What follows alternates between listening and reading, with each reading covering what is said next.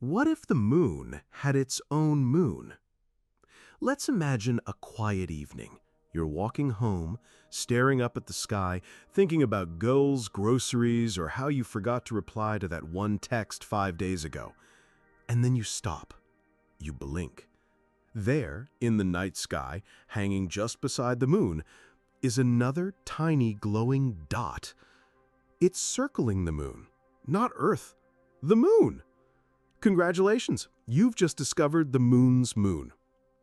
At first, it would probably look cute, like a baby moon, a mini-me. But the moment you start thinking about it scientifically, you realize just how weird and, honestly, how ridiculous the idea is. Because space doesn't do cute without consequences. First of all, for the moon to have a moon, let's call it moonlit, because why not? It would have to be caught in a very delicate dance.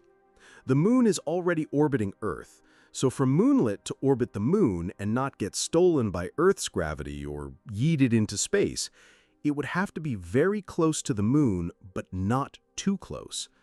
If it's too close, the moon's own gravity might shred it apart like cosmic pulled pork. There's a name for this invisible shredding zone. It's called the Roche limit. If a moonlet dips inside that, gravity doesn't just tug on it, it tears it to pieces.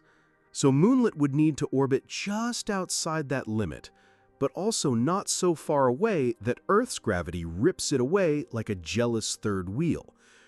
Assuming we found that sweet spot, a narrow orbital tightrope, what would life on Earth be like? Well, for one, the night sky would be different. Every few nights, you'd see a tiny moon orbiting our moon, sometimes passing in front of it like a little pet rock doing tricks. Children would name it, poets would write about it, conspiracy theorists would lose their minds. But things would get more interesting and chaotic from there.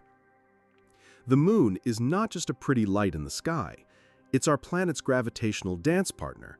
It controls the tides, helps stabilize Earth's tilt, and might even have helped early life get its start in shallow tidal pools. So, what happens when the moon gets its own companion? Tides, for one, might get weirder. If the moonlet is big enough, let's say the size of a large asteroid, it could start tugging on the moon, ever so slightly. That could, in turn, affect how the moon tugs on Earth. The result? Tides that sometimes surge just a bit higher or arrive a little earlier than usual. Sailors might curse the double moon drag. Surfers might love it. Coastal engineers might have a nervous breakdown. But the real problem might be orbital chaos. Here's the thing about space. It's quiet, but it's not peaceful. Everything is constantly pulling on everything else. Gravity is like that one clingy friend who refuses to let go.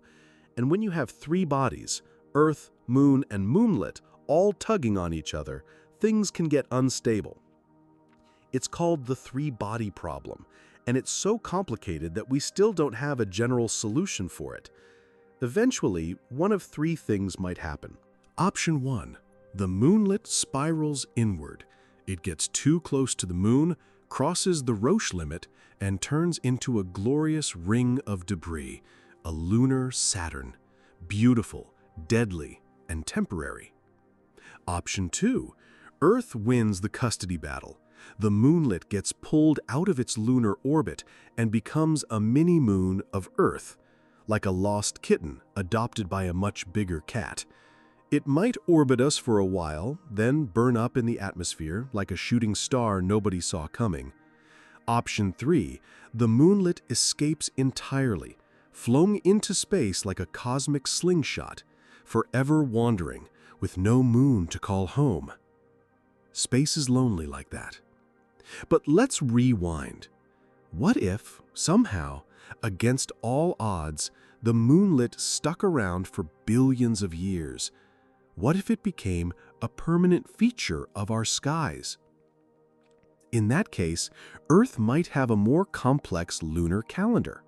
Farmers could track not just full moons, but double moons, times when the moonlet is also full or eclipsed. eclipse patterns themselves could become more frequent and complicated. Instead of just solar and lunar eclipses, we might have moon-moon eclipses, where the moonlet passes in front of the moon, creating a tiny, adorable shadow. Science fiction would go wild. Werewolves would be extra confused, and astrologers, don't even get me started, your horoscope would now depend on the position of the moonlet in your birth chart. You're a Gemini rising with a waning moonlet in retrograde? Good luck with that. But perhaps the most poetic part of all this is how it would change our sense of place. The moon is humanity's oldest companion. We've gazed at it, written about it, reached for it, and finally landed on it. It's been a symbol of constancy in a chaotic universe. Now imagine that if that moon had a little companion of its own, a tiny, loyal traveler silently circling it night after night, a reminder that even the things we thought were alone in the cosmos might not be. Maybe that's the real reason we love this thought experiment. It's not just science, it's a little story about companionship, about orbits, about how even the moon, that silent sentinel in our sky, might be part of something bigger or smaller than itself. And maybe, just maybe, when you look up at the sky and see that second little glimmer circling the moon, you'll smile. Not because it changes the tides or the calendar or the math, but because it reminds you that even in the cold vacuum of space, nothing ever really travels alone.